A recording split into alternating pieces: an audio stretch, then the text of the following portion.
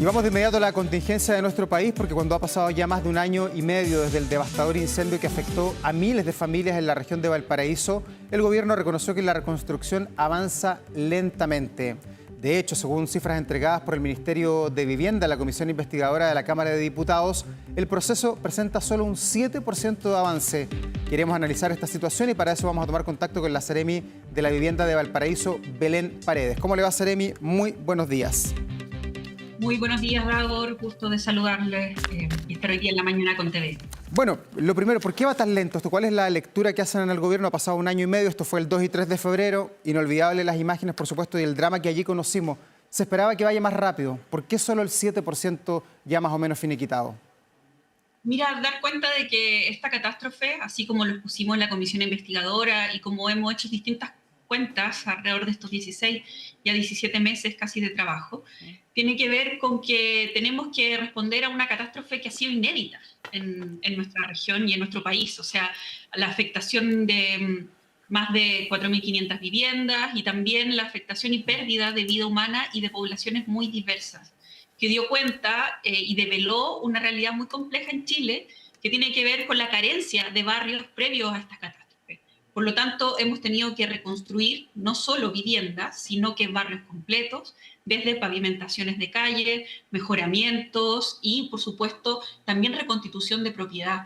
Y eso es muy relevante porque había muchas poblaciones, propietarios o personas que antes del incendio o no tenían regularizada su propiedad, y con esto no quiere decir que vivían en campamentos, sino que tenían sucesiones hereditarias o algún tipo de problema o no regularización legal que permite o facilita luego un proyecto técnico. Entonces, efectivamente, esto a la vista de las personas y con el dolor que sienten de haber perdido todo, es un proceso complejo que se ve lento para la necesidad que se tiene en la familia y que siempre planteamos que la vivienda, que es la mayor necesidad, iba a estar de entre los 12, 18 y 24 meses ocurridos después de la catástrofe. Ya, pero no hay un mea culpa de parte de ustedes desde el Estado de Chile, porque no es la primera vez que hay incendios en la región de Valparaíso, no es la primera vez que Chile se enfrenta a emergencias de gran magnitud con devastación, y uno pensaría que a lo mejor la maquinaria del Estado podría estar un poquito ya más regulada, más aceitada, para decirlo literalmente, en cómo reconstruir, en qué hacer.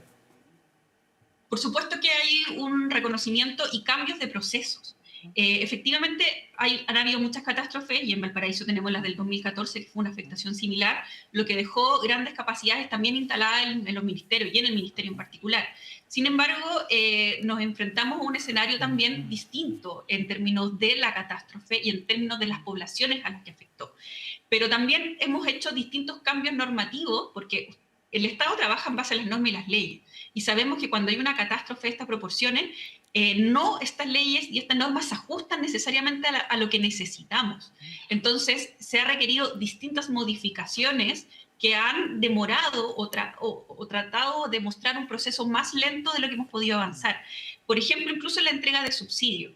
Nosotros en enero, con las facultades que teníamos, en ese momento teníamos entregado cerca de 500 subsidios, y de ahí sumamos hasta la fecha, ya tenemos cerca de 2.600 subsidios a propósito de cambios normativos.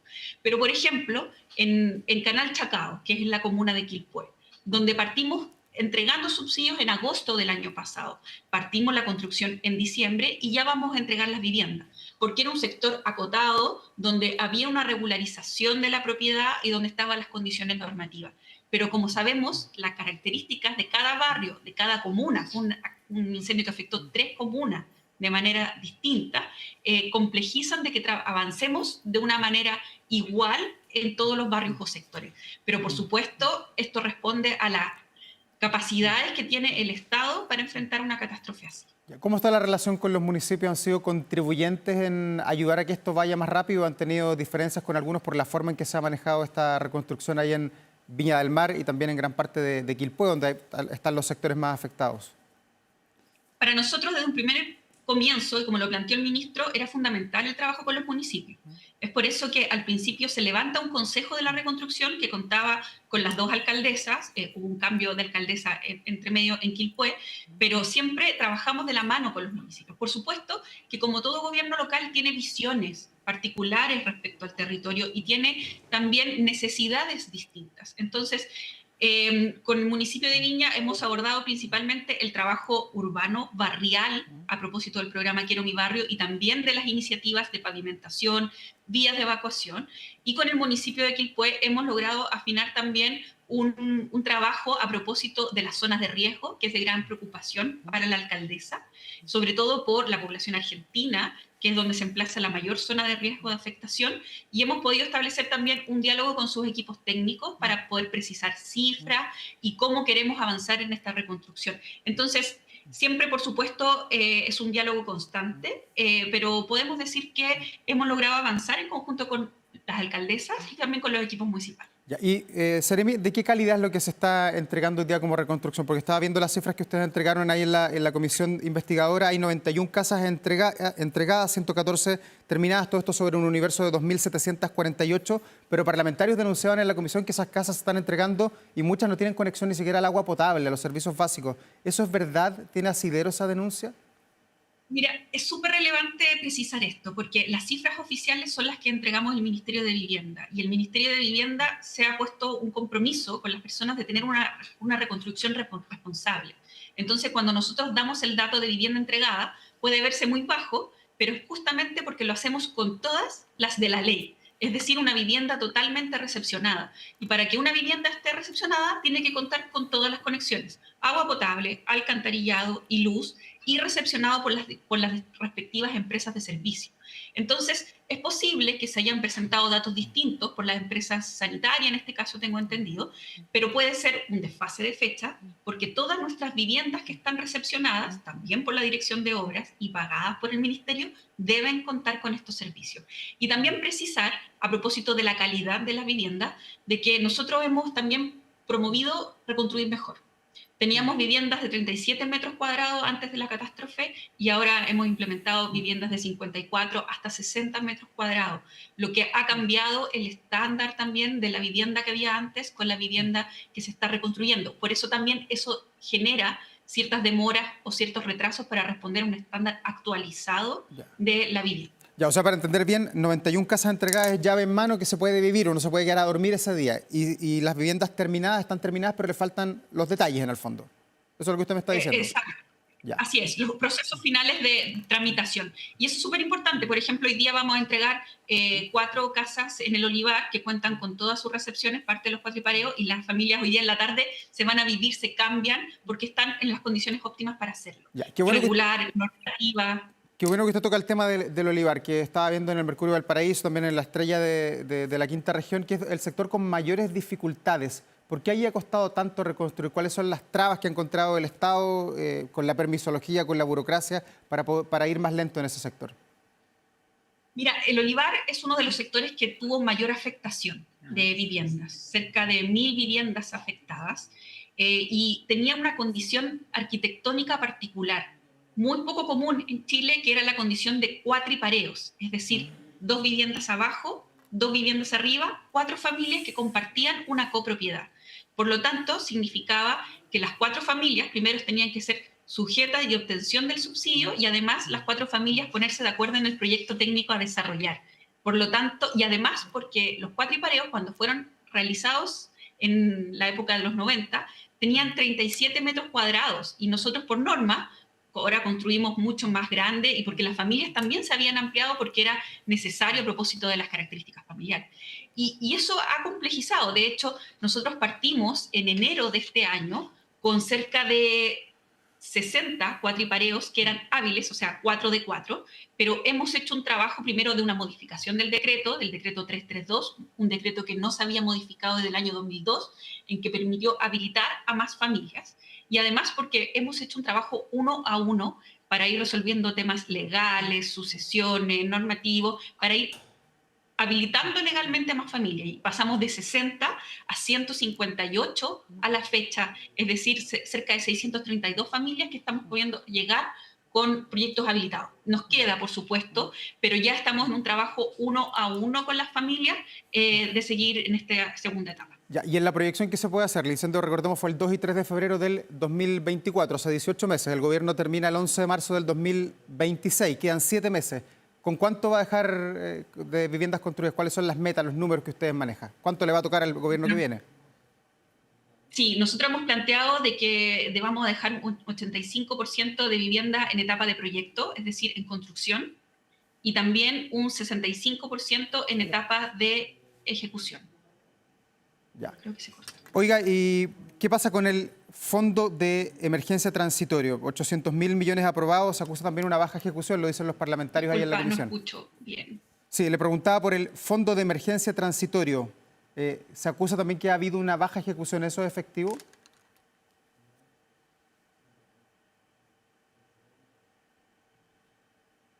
¿No escucho? Tenemos una... Sí, estamos conversando con la Seremi de la Vivienda, Belén Paredes, de la región de Valparaíso, sobre la reconstrucción, que ha sido lenta, a ojos de algunos, lo decíamos al comienzo, 7% solamente de reconstrucción de este incendio que fue devastador, que provocó más de 139 personas fallecidas y más de 3.000 viviendas que quedaron, usted lo ve en imágenes allí, de recuerdo, totalmente destruidas. ¿Retomamos el contacto? ¿Nos escucha, Seremi?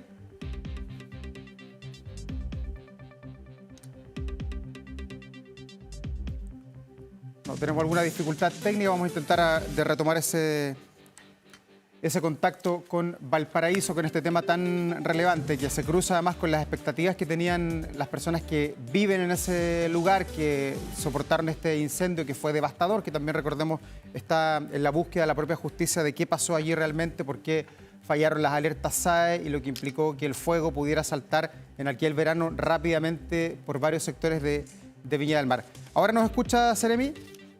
Sí, disculpe, no lo escucho bien. Sí, le preguntaba yo por el fondo de emergencia transitorio. Se aprobaron en su minuto 800.000 millones para la reconstrucción. Algunos parlamentarios decían en la comisión que esto va muy lento, que no se ha echado mano a toda esta caja grande que tenían para usar. Sí, bueno, primero no pude contestar lo de las metas, lo repaso brevemente. Nosotros esperamos terminar estos 7 meses de gobierno, primero con la total de los subsidios asignados, ya llevamos 97%, también con las familias vinculadas al 100% con asistencia técnica que puedan trabajar en proyectos, además en proceso de proyecto 80% y en proceso de obra 65% de familias en obras construyendo. Y respecto al Fondo Especial Transitorio, decir que el Fondo Especial Transitorio son 800.000 millones de pesos que fueron aprobados en el mes de agosto del año pasado. Y en el mes de agosto, y decir que de estos 800.000 millones, 650 le corresponden al Ministerio para el Desarrollo de Proyectos Habitacionales y Urbanos. Y en su mayoría, estos se encuentran comprometidos porque son parte de cómo financiamos los subsidios. O sea, cerca de los 2.600 subsidios que hemos entregado se financian con este Fondo Especial Transitorio. Y es cierto de que esto pudiese ser una baja ejecución de caja, pero son recursos que están comprometidos y en los que se basa primero la nominación de subsidio y también las obras complementarias como vías de evacuación, pavimentación, que también recordar que no son obras de un día para otro.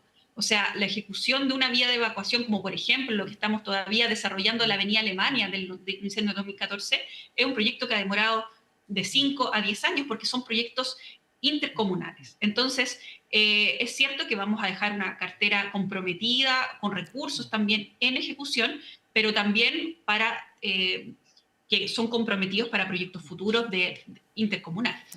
Seremi, le quiero llevar a otro tema, a lo que tiene que ver con el asesinato del empresario Alejandro Correa hace ya 5 años por la toma de un terreno. Ha habido un cruce de declaraciones entre ustedes como Estado de Chile y la hija, la familia del asesinado Alejandro Correa.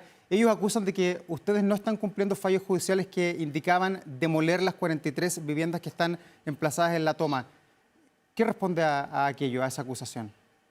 Bueno, lo primero es que nosotros, por la complicación del tema, por la complejidad del tema, no quisiésemos entrar en controversias con la familia Correa.